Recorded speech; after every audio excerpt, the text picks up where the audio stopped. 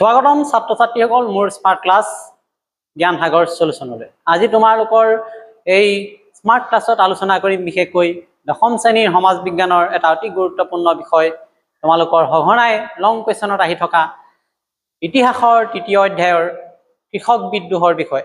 বিশেষকৈ ফুলগুৰিৰ ধাবাৰ যি কৃষক বিদ্ৰোহ সেই সম্পৰ্কে আমি সংক্ষেপে আলোচনা কৰিম। গতিকে আহাচোন আমি পোনে পোনে আমাৰ আলোচনাৰ মাজলৈ যাওঁ।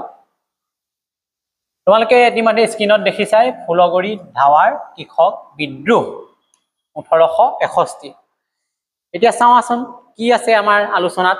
বিশেষকৈ প্ৰথমতে আমি ক'ব লাগিব 1861 চনত নগাঁও জিলাৰ ফুলগুৰিত সংঘটিত হৈছিলে অসমৰ প্ৰথমটো কৃষক বিদ্ৰোহ ইতিহাসত। গতিকে এই কথাটো তোমালোকে মনত ৰাখিবা। চনটো 1861, স্থানটো নগাঁৱৰ ফুলগুৰি কথা। কিয় এই বিপ্লৱটো হৈছিলে? ব্ৰিটিছৰ অৰ্থনৈতিক শোষণৰ বিৰুদ্ধে ৰাইজৰ এটা শক্তিশালী প্ৰতিবাদ আছিলে ফুলগুৰিৰ কৃষক বিদ্ৰোহটো।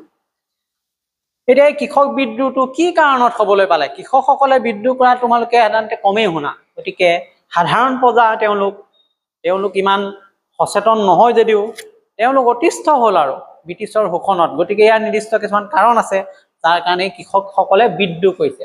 এতিয়া মূল কাৰণটো কি বুলি কৈছে? ব্ৰিটিছ চৰকাৰে আফু খেতি নিষিদ্ধ কৰাৰ যি বিষয় আইন প্ৰস্তুত কৰি আফু খেতি নিষিদ্ধ কৰিছিলে। বিশেষকৈ তিৱা সম্প্ৰদায় জনজাতি লোকসকলৰ জীৱিকা নিৰ্বাহ আছিল আফু খেতি। সেইটো বন্ধ কৰি দিয়াত তেওঁলোক অসন্তুষ্ট হৈছিল। গতিকে এই আফু খেতিৰ ওপৰত নিৰ্ভৰশীল কৃষকে জীৱিকা হেৰুৱাৰ ভয়ত ব্ৰিটিছৰ বিৰুদ্ধে তেতিয়াহ'লে এটা বিদ্ৰোহ কৰিবলৈ চেষ্টা কৰিছে।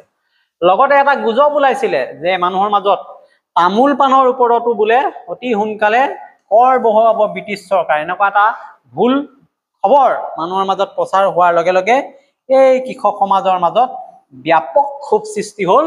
ফলত এই ক্ষোভটো দেখা দিলে এক বিপ্লৱ হিচাপে বা বিদ্ৰোহ হিচাপে। সেইটো হৈছে ফুলগুৰিৰ কৃষক বিদ্ৰোহ। গতিকে কৃষকৰ প্ৰতিবাদ কেনেকে হৈছিলে একেবাৰে আমি সংক্ষেপে যদি চাওঁ, প্ৰায় 1500 মান কৃষক মিল গোট খাইছিলে বিভিন্ন স্থানৰ পৰা আহি ফুলগুৰিত ৰাইজমেল পাতিছিলে আৰু উপায়ুক্তক আবেদন জনাইছিলে। সিদ্ধান্ত লৈছিলে যে আবেদন জনাব, এই যিটো আফু খেতিৰ বন্ধ কৰাৰ নিৰ্দেশ বাতিল কৰাৰ কথা কৈছিলে। উপায়ুক্ত হাৰ্বাৰ্ট স্কনছে কিন্তু একো ব্যৱস্থা নললে, তেওঁলোকৰ দাবীৰ প্ৰতি সন্মান নজনালে, বৰঞ্চ অপমান কৰাৰ কথাটোহে আমি ইয়াত পাইছোঁ। বিশেষকৈ সেইকাৰণে এই ক্ষোভিত কৃষকে কি কৰিলে, 15 অক্টোবৰ 1861 পৰা 5 দিন ধৰি ৰাইজমেল পাতে। 18 অক্টোবৰলৈকে মেলত প্ৰায় 4000 কৃষক জনসাধাৰণে অংশগ্ৰহণ কৰিছিলে এই কৃষক বিদ্ৰোহটোত। গতিকে এনেকুৱা এটা পৰিৱেশত ব্ৰিটিছৰ বিভিন্ন প্ৰশাসনিক বিষয়াসকলৰ তালৈ অহা যোৱা হৈছিলে। তেওঁলোকৰ মাজত বিভিন্ন বিষয় লৈ মতানৈক্য হৈছিলে। এনেকুৱা এটা পৰ্যায় হ'ল যে সংঘৰ্ষ হ'ল। বিশেষকৈ আৰক্ষীয়ে মেল ভঙাবলৈ চেষ্টা কৰিছিলে শক্তি প্ৰয়োগেৰে। কৃষক আৰু আৰক্ষীৰ মাজত মুখামুখি সংঘৰ্ষ হয়। সংঘৰ্ষৰ ফলটো কি হ'ল? সহকাৰী উপায়ুক্ত লেফটেনেণ্ট সিংগাৰ নিহত হ'ল। গতিকে তেওঁলোকে কি কৰিলে, প্ৰতিবাদকাৰীয়ে লেফটেনেণ্ট সিংগাৰক লাঠিৰে মৰিয়াই হত্যা কৰি কলং নদীত দলিয়াই দিয়াৰ নিচিনা ঘটনা ঘটিলে। গতিকে উত্তেজিত ৰাইজে মৃতদেহ কলং নদীত নিক্ষেপ কৰে। ফলত পুলিচ বাহিনী ভয়তে পলাই পত্তন দিলে। যি কি নহওক, এই আমাৰ যিটো আমি কৃষক বিদ্ৰোহৰ কথা কৈছোঁ, ফুলগুৰিৰ কৃষক বিদ্ৰোহটোৰ এটা নিৰ্দিষ্ট ফলাফল আমি পালোঁ। একেবাৰে সংক্ষেপে কৈছোঁ। বিশেষকৈ ব্ৰিটিছসকলে বিদ্ৰোহ কঠোৰভাৱে দমন কৰিবলৈ চেষ্টা কৰিলে।